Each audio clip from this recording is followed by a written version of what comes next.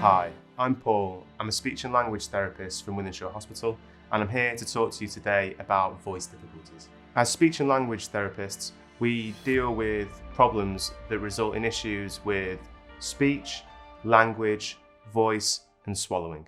Speech, the sounds that are created by moving your tongue and lips. Language, the way spoken language is understood, organised, and produced in your brain. Voice, the quality of sound produced by the voice box. And swallowing, the process of eating and drinking.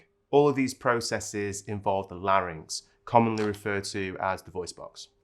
This is a side view of a person's head and neck. On this picture, you can see the tongue, teeth, and lips clearly. As you move further down the throat, you can see the epiglottis, which helps protect your airway during eating and drinking by closing the entrance to your airway. The larynx sits behind your thyroid cartilage, your Adam's apple, and serves, most importantly, to protect your lungs and also to produce voice. Inside the larynx is where your vocal cords sit, at the top of your trachea, which is commonly referred to as your windpipe. Air flows up from the lungs as you breathe out and passes over the vocal cords, which vibrate to make sound. Next to the larynx is your esophagus, your food pipe. When you swallow, a ring of muscle at the top of the esophagus relaxes and food passes down towards your stomach. We are finding that people recovering from COVID-19 are experiencing voice difficulties. This short video will aim to give you some simple and practical advice that you can use to optimize your vocal recovery. Your voice is produced inside the larynx, which sits at the top of your windpipe. Inside your larynx is where your vocal cords are, and so it's commonly referred to as your voice box. We produce our voice by bringing our vocal cords together and passing air from our lungs between them. This air makes the delicate structures of the vocal cords vibrate. This vibration is the human voice. We then project that vibration on our breath out through our throat, mouth, and nose, and shape it into all the sounds that we make to produce our speech and to sing. Here are some healthy vocal cords coming together to produce the voice. The white structures in the center are the vocal cords. Healthy vocal cords like this will vibrate freely and easily, producing a nice clear voice without any discomfort or excessive effort. Here is a video clip of healthy vocal cords coming together to produce voice. Some patients who are very unwell and in hospital need to be sedated and placed on a ventilator to help them with their breathing. When on a ventilator, breathing tubes are placed through the mouth and into the windpipe. These tubes sit in between and against the vocal cords, and this can sometimes lead to vocal injuries. These injuries are sometimes knocks, abrasions, or swellings that just recover naturally themselves over time. Sometimes the injuries are a little bit more permanent, resulting in either one or both of the vocal cords not moving or functioning properly.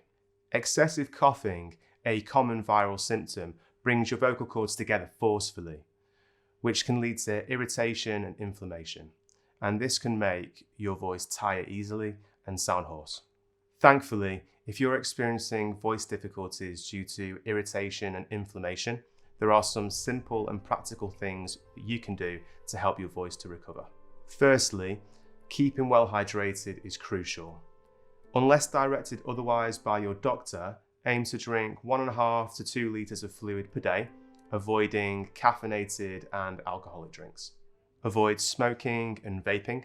Gently steaming with hot water can help to reduce discomfort. Taking gentle breaths in through your nose and mouth. Ensure that you don't add anything to the water and make sure that the water isn't too hot, as hot steam can actually make you cough, which would be counterproductive. Taking small sips of water can help to reduce the urge to throat clear. Chewing gum and sucking sweets will help you to produce saliva, which reduces dryness in your throat.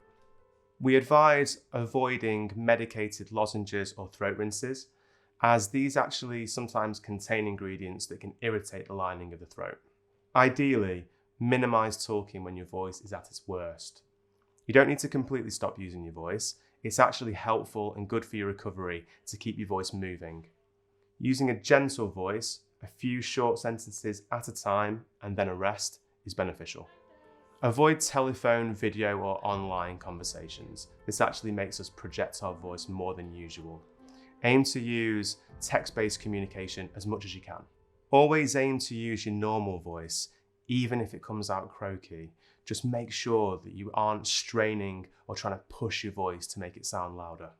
To reduce straining, avoid deliberately whispering or projecting your voice over background noise such as music, television, or car noise. It's normal and expected that as your voice recovers, it might get tired as you use it. Take this as a signal for you to rest your voice when you feel this.